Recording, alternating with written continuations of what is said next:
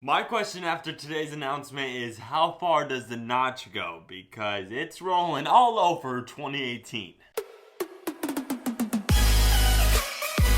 I'm about 100% sure that you didn't see my allusion there or my brief reference to the song How Far Does the Dark Go? It's talking about how far you have to go to get to the light and get away from the dark. I know it's kind of a depressing song, but I was just imagining how far does the notch go, because with this announcement we have yet another notched Android phone. As of this moment, I have a ton of respect for Samsung right now. Maybe not their commercials, but their Samsung S9 I have a ton of respect on, because at first I wanted the S9 to have a notch. But then I realized Samsung's doing something special. They have their own curved all-display design with a bezel on the top and bottom. Albeit very small, it's not edge to the other edge. Even though the Samsung S9 doesn't go from the edge to the other edge, which by the way, most of these Android notch phones don't even do that, so I don't even know with that situation. But the S9, at least it has its own unique design. Many companies can't say that. I'm talking to you, OnePlus and LG. And one of the major companies that releases an Android flagship now every single year is Google, and the rumors for the Google Pixel 3, kind of a couple of displays came out leaked in from China, I gotta guess. One of the two displays has a huge notch. Not that it is horizontally, but it's vertically. It's actually taking a big chunk of the display, and the other one doesn't have a notch at all, but it has some big thick bezels. As of right now, it still looks like the Pixel 3 is going to keep that stereo speaker setup on both sides, but you know, I'd rather have more screen and just have a speaker on the bottom and then a speaker where the earpiece is. If those rumors hold up though, it's going to be a very interesting decision whether or not to purchase the Google Pixel 3, because I'm depending whether or not I should get it, whether or not I should spend my own money. But I don't know yet. Google, you're gonna have to sell me with its features, but all these other Android companies with your notches, I don't know how you're separating yourselves. I think the reason that these companies put a notch on their phone is to look almost very similar to the iPhone X. Wait until I tell you this phone coming up, but then they could look like an iPhone X lookalike, so they purchase that and think they look rich. Because for some reason iPhones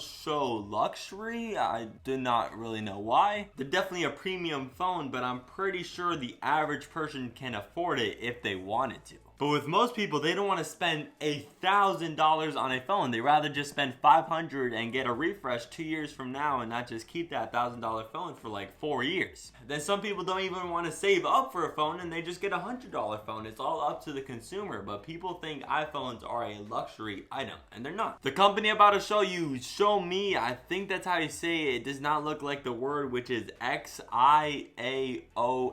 I think that's, I spell it right. I'm going to the spelling bee. But the Chinese company Xiaomi released the best copy of the iPhone X yet, almost copying it to the T. Xiaomi released 3 different models. The Xiaomi Mi 8, which is around $420, and that's the iPhone X copy. Then Xiaomi released the Explorer edition, which is like $570, which is not the copy of the iPhone X, sort of. It is on the front. And the last model they announced is called the SE. Yes, the Xiaomi SE. iPhone SE much right there, and then that phone's gonna be $281. The Xiaomi Mi 8 has a Snapdragon 710 processor with a screen on the front, and that is an exact replica of the iPhone X, not to mention the cameras on the back. Let's first start off with the dual camera setup in the back. You know how the iPhone X shifted it from horizontal to a vertical dual camera and the LED light in the middle? Well, the Xiaomi Mi 8 has it exactly like that. They have the vertical dual camera in the exact same position as the iPhone X on the top left side with the LED light in the middle, an exact replica of the iPhone X. But not only that, you go to the front of the phone and you see a notch practically the size of the iPhone X. At the very least, the Xiaomi Mi 8 has a 26% smaller notch than the iPhone X. And I'm telling you right now, every notch Android phone has to have a smaller notch than the iPhone X, because guess what? It doesn't have Face ID. The iPhone X has to add an addition of around like 2 sensors into the notch just for the Face ID technology. No other phone's gonna have that this year, and probably not even next year too. From what I've gotten from the general public, no one really cares about the 3D sensing technology of the iPhone X. I mean, it senses your face with dots. No other phone in the world can do that. Other Android phones have face unlock, but it's only 2D, not 3D, so it could be fooled with a photograph, a sculpture, and you can't use it for payment methods. The Xiaomi Mi 8 also has a 6.2 6.2-inch display, kind of like exactly like the OnePlus 6, which also has a 6.2-inch display, but the Xiaomi Mi 8 has its display from Samsung, just like the iPhone X, so another copycat feature right there. But if you look at the bottom of the Xiaomi Mi 8, everything else is a copy except for you got that little fingerprint reader on the back, because you know the phone doesn't have Face ID, just saying that again. If you look to the bottom of the Mi 8, it has a small little thick bezel on the bottom, and that's because they didn't bend the display like Apple did, because Apple priced the phone at $1,000, so they had all the price advantages to do that. The company Xiaomi is only pricing this phone at $430, so they don't have that money to play around with bending the display, so you get a little bezel on the bottom. In my opinion, if you're gonna have a notch, it should be edge to the other edge, but no other Android phone is copying that because they don't bend the OLED display to have it going to the edge.